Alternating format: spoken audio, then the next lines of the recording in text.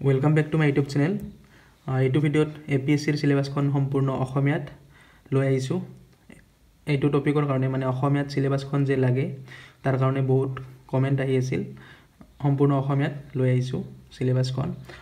এতিয়া প্ৰথম কথাটো হ'ল সকলোৱে জানে APSCৰ যিটো নতুন এক্সাম পেটাৰ্ণ হয়। প্ৰথমতে প্ৰিলিমছ এক্সাম হ'ব। প্ৰিলিমছত দুখন পেপাৰ হ'ব। তাৰপিছত মেইনছ এক্সাম। মেইনছত প্ৰথমখন এছএ পেপাৰ হ'ব। তাৰপিছত চাৰিখন জিএছ পেপাৰ।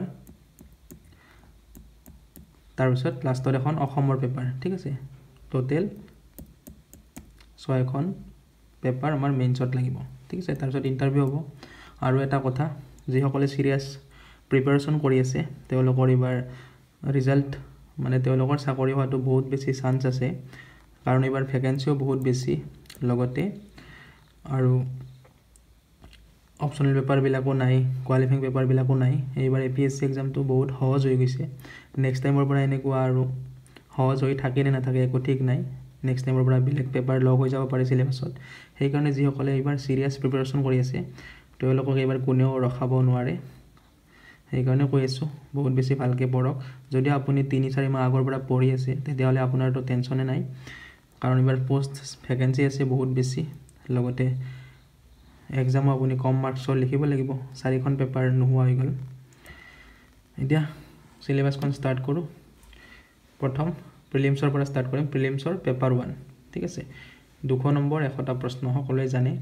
2 ঘণ্টা সময় দিয়া থাকিব এতিয়া কি লাগে আমাক সিলেবাসখন চাও প্ৰথম পইণ্টটো ৰাষ্ট্ৰীয় আৰু আন্তঃৰাষ্ট্ৰীয় গুৰুত্বপূৰ্ণ বা ৰাষ্ট্ৰীয় আৰু আন্তঃৰাষ্ট্ৰীয় গুৰুত্বৰ সাম্প্ৰতিক পৰিঘটনা বা কাৰেন্ট এফেয়াৰ ভাৰতৰ ইতিহাস আৰু ভাৰতীয় জাতীয় আন্দোলন Indian history and Indian national movement তাৰপিছত ভাৰত আৰু বিশ্বৰ ভূগোল ইণ্ডিয়া এণ্ড ওয়াৰ্ল্ড জিওগ্ৰাফি ভৌতিক সামাজিক অৰ্থনৈতিক ভূগোল ঠিক আছে এই ভূগোলৰ এই কিটা ভাগ হয় ফিজিক্যাল জিওগ্ৰাফি সামাজিক আৰু অৰ্থনৈতিক তাৰপিছত পইণ্টটো ভাৰতীয় ৰাজনীতি আৰু শাসন মানে গভৰ্নেন্স তাৰপিছত ভাৰতীয় ৰাজনীতি মানে ইণ্ডিয়ান পলিটি ইয়াৰে আমাক কি লাগিব সংবিধান লাগিব ৰাজনৈতিক ব্যৱস্থা লাগিব পঞ্চায়তী ৰাজ লাগিব ৰাজহুৱা নীতি অধিকাৰৰ বিষয় আদি বা ইত্যাদি ঠিক আছে নেক্সট পইণ্টটো অৰ্থনৈতিক আৰু সামাজিক উন্নয়ন ইয়াতে বহনক্ষম উন্নয়ন দৰিদ্ৰতা অন্তৰ্ভুক্তি জনগাঁথনি সামাজিক খণ্ডৰ পদক্ষেপ ইত্যাদি তাৰপিছত পৰিৱেশ বিজ্ঞান জৈৱ বৈচিত্ৰ্য আৰু জলবায়ু পৰিৱৰ্তনৰ ওপৰত সাধাৰণ এখিনি অধ্যয়ন ঠিক আছে আৰু এই বিষয়টো আপোনাৰ বিশেষজ্ঞতাৰ প্ৰয়োজন মানে স্পেশাল আপুনি বেছিকে পঢ়িব নালাগে এইবিলাক সব ক্লাস 10 লেভেলৰে আহিব বহুত বেছি টান নাই এইটো টপিকৰ কাৰণে তাৰপিছত সাধাৰণ বিজ্ঞান এইটো বেছি টান নাই ক্লাস 10 লেভেললৈকে এই দুটা বাকি কিটা কিন্তু অলপ টান আহে তাৰপিছত ইয়াতে এটা নোট দিয়া আছে যে সাধাৰণ অধ্যয়ন কাকত 1 প্ৰিলিমছৰ পেপাৰ 1 ত 30 পৰা 35% নম্বৰ মাৰ্কস অসমৰ লগত জড়িত হ'ব ঠিক আছে অসমৰ পৰাই আহিব নেক্সট এপিএসসি প্ৰিলিমছৰ পেপাৰ 2 সিলেবাসখন অসমত চাইলো এখনতো 2 নম্বৰ থাকে 80টা প্ৰশ্ন থাকে সময় 2 ঘণ্টা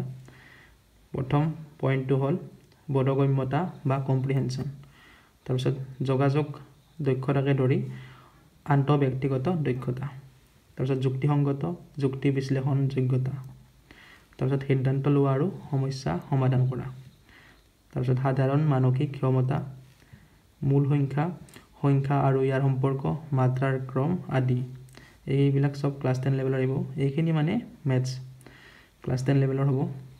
তাৰপিছত তথ্যৰ ব্যাখ্যা যেনেকৈ আমি চাৰ্ট বনাব লাগে তথ্যৰ ব্যাখ্যা কৰাৰ কাৰণে গ্ৰাফ টেবুল এইবিলাক কেনেকৈ বনাব লাগে তাৰ জ্ঞান থাকিব লাগিব তথ্যৰ পৰ্যাপ্ততা আদি এইখিনি হলো ক্লাস 10 লেভেলৰ আহিব ঠিক আছে এতিয়া আমি মেইনছৰ সিলেবাসখন চাইলো অসমীয়াত তাৰ আগতে দুটামান কথা কৈলো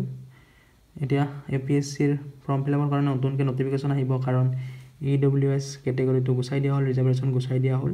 সেই হিচাপে বেলেগ যিবিলাক ক্যাটাগৰী আছিল জেনাৰেল হওক বা ওবিসি এসসি এসটি এইবিলাকত ভ্যাকেন্সিৰ সংখ্যা আগতকে অলপ বেছি হ'ব ঠিক আছে কাৰণ ইডব্লিউএছ টো হটাই দিয়া হ'ল এতিয়া নতুন ডেট আহিব আপোনাৰ ফৰ্ম ফিলআপৰ কাৰণে নতুন নটিফিকেশন এখন আহিব তাৰ কাৰণে চেনেলটোৰ লগত জড়িত হৈ থাকিব ভিডিও পাই থাকিব ঠিক আছে নেক্সট ভিডিও এনসাৰ ৰাইটিঙৰ ওপৰত বনাম আৰু এটা ভিডিঅ' বনাম ডাউটবিলাক আপোনালোকৰ ক্লিয়াৰ কৰিম কমেণ্টত যিবিলাক বস্তু সুধি থাকে তাৰ ওপৰত ভিডিঅ' এটা বনাম সকলোবিলাক ডাউট ক্লিয়াৰ কৰিব চেষ্টা কৰিম নেক্সট APSC মেইনছৰ সিলেবাস প্ৰথম পেপাৰখন আপোনালোকে জানে এছেত একো সিলেবাস দিয়া নাথাকে আপুনি যেতিয়া এক্সামত বহিব তেতিয়াহে আপুনি গম পাব সেইকাৰণে ইয়াতে লিখা হৈছে প্ৰাৰ্থীৰ পছন্দৰ মাধ্যম বা ভাষাত লিখা হ'ব লাগে আপুনি নিজৰ পছন্দৰ ভাষাত লিখিব পাৰে মানে ইংলিছ বা অসমীয়াত আৰু তাৰপিছত প্ৰাৰ্থীয়ে নিৰ্দিষ্ট বিষয়ত ৰচনা লিখিব লাগিব বিষয়ৰ বাছনি দিয়া হ'ব ঠিক আছে যি বিষয় দিয়া হ'ব এক্সামত সেই বিষয়ত আপুনি লিখিব লাগিব তাতে দুটা ভাগ থাকে A আৰু B এত আপোনাক 5টা মান টপিক দিব বিত 5টা মান টপিক দিব তাৰে পৰা এৰ পৰা এটা লিখিব লাগিব বিৰ পৰা এটা লিখিব লাগিব ঠিক আছে আৰু ইয়াৰ কোনো সিলেবাস নাই আপুনি এক্সামতে গম পাব তাৰপিছত কাগজ পেপাৰ 2 বা GS পেপাৰ 1 মেইনছৰ ইয়াতে আমাৰ ভাৰতৰ ইতিহাস ঐতিহ্য সংস্কৃতি আৰু সমাজ ভাৰত আৰু বিশ্বৰ ভূগোল ঠিক আছে নেক্সট GS পেপাৰ 2 বা পেপাৰ 3 APSC মেইনছ ইয়াতে শাসন ব্যৱস্থা যাক গভৰ্নেন্স বুলি কওঁ সংবিধান ৰাজনীতি সামাজিক ন্যায় আৰু আন্তঃৰাষ্ট্ৰীয় সম্পৰ্ক বা ইন্টাৰনেশ্যনেল ৰিলেশনছ ঠিক আছে এইখিনি হল পেপাৰ 3 বা GS 2 তাৰপিছত APSC মেইনছৰ GS 3 বা পেপাৰ 4 ৰ সিলেবাসখিনি প্ৰযুক্তি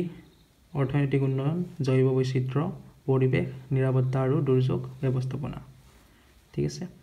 নেক্সট GS পেপাৰ 4 বা পেপাৰ 5 APSC মেইনছৰ পেপাৰ 5 বা GS পেপাৰ 4 ইয়াত নৈতিকতা সততা আৰু যোগ্যতা যাক আমি কওঁ এথিক্স ইন্টিগ্ৰিটি আৰু এপ্টিটিউড তাৰপিছত পেপাৰ 6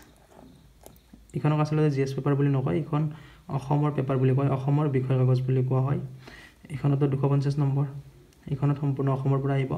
অসমৰ কি আহিব ইতিহাস ঐতিহ্য সংস্কৃতি ভূগোল শাসন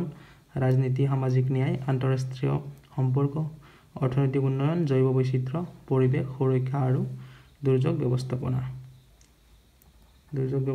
অসম মানে সকলোখিনি বস্তু অসমৰ ইতিহাস অসমৰ ঐতিহ্য অসমৰ সংস্কৃতি অসমৰ ভূগোল অসমৰ মানে গোটেইখিনি অসমৰ ঠিক আছে এইখন পেপাৰ আপুনি ভালকৈ যদি পঢ়ে APSC প্ৰিলিমছত 30 পৰা 35% নম্বৰ মানে 200ৰ ভিতৰত 70 নম্বৰ আৰামত পাই যাব ঠিক আছে এইখন পেপাৰ বহুত ইম্পৰ্টেন্ট হয় আজিৰ কাৰণে এইখিনি থ্যাংক ইউ নেক্সট ভিডিঅ'ত আপোনালোকক লগ পাম